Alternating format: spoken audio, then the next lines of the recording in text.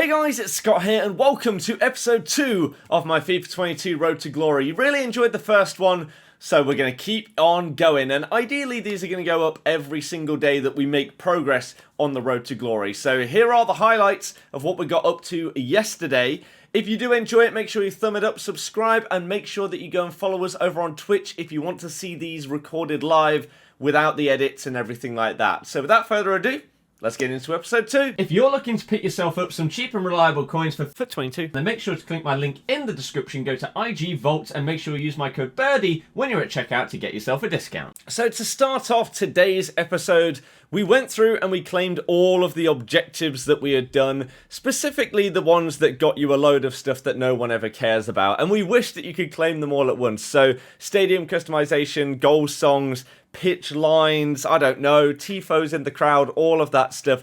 We got it all ticked off, and so we're just claiming all of that to get it out of the way so that we can get to the more important objectives and other targets today. Now, we did also do the standard thing, which you should be doing every single day: open up your preview pack, because you never know what's going to be inside. Ours today started off with Charles Aranguiz, but behind him was an inform.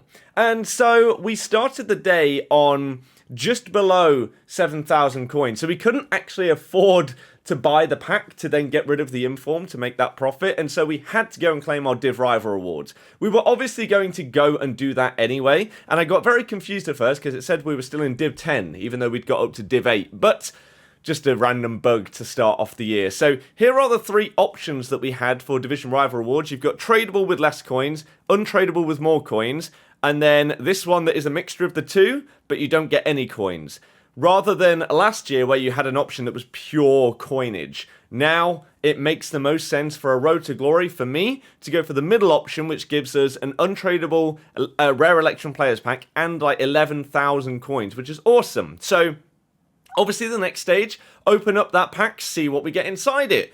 We do get a board, Alvaro Morata. Now, if that was what we got at the very beginning of the year, in the first episode, that would have been good. However, he's already not really got a use for me in my club, because obviously we are Serie A and he does fit that, as does Pereira. But we've already got better players in their positions, and so it's a bit of a shame, but he is going to be an 83 untradeable already in our club, ready for future SBCs. So if there's like an Antonio Player of the Month or something, we're good to go. Cecilia also is a double 5-star super sub, and Lucas Vasquez.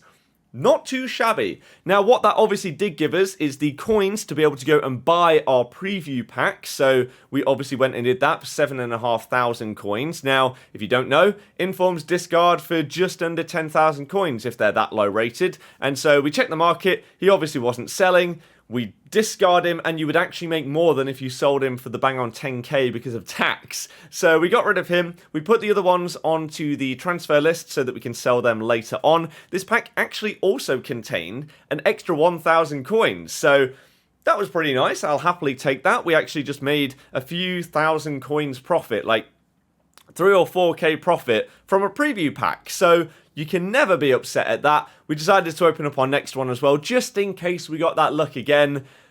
Not so much this time. We got Max, who's an okay player, but he's not going to get us any coins there. So next step was to go and upgrade our team. Now, if you've been seeing the streams or you watched the first episode, you'd know that we're transitioning into a Serie A team. And so Inigo Martinez was okay, but our goalkeeper and our right centre-back were tragic, especially Diego Lopez.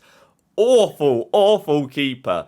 And so Manolas was the first port to call, and we went and got him. We then tried to decide on a goalkeeper, and it was between Handanovic and Szczesny. They both looked pretty good. Manyan was also an option, but I didn't want to go with him because he was a little bit overpriced because of his strong links. But then I managed to sort of snipe 2 Handanovic cards for under 5,000 coins, and then go on and sell them for like 6,300 and 6,500. So not only did we then go out and buy Szczesny, who through discussing with the chat in the live stream, we thought he is the guy, he's the one that we're going to go with. Not only did we go and buy him, and we could have afforded him anyway, we made like 3,000 coins plus along the way by just sniping those 2 Handanovic cards. So it may not sound like much, but on a road to glory, if you're doing those little bits of trades and you're sniping the players that you buy, like Szczesny, like this Delict, we may have only saved 300 or 400 coins on Delict. We saved about 700 on Szczesny. It all adds up, and it really helps you push towards that next player in your squad.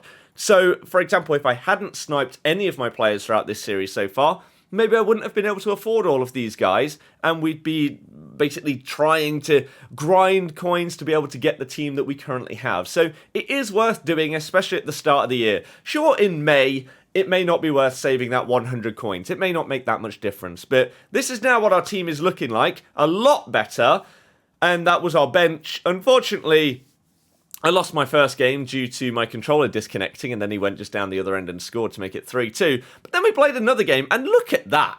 That was a really, really nice team goal. We've played a few games so far over both accounts, including a draft, which you will see a video of later today, my first draft on FIFA 22.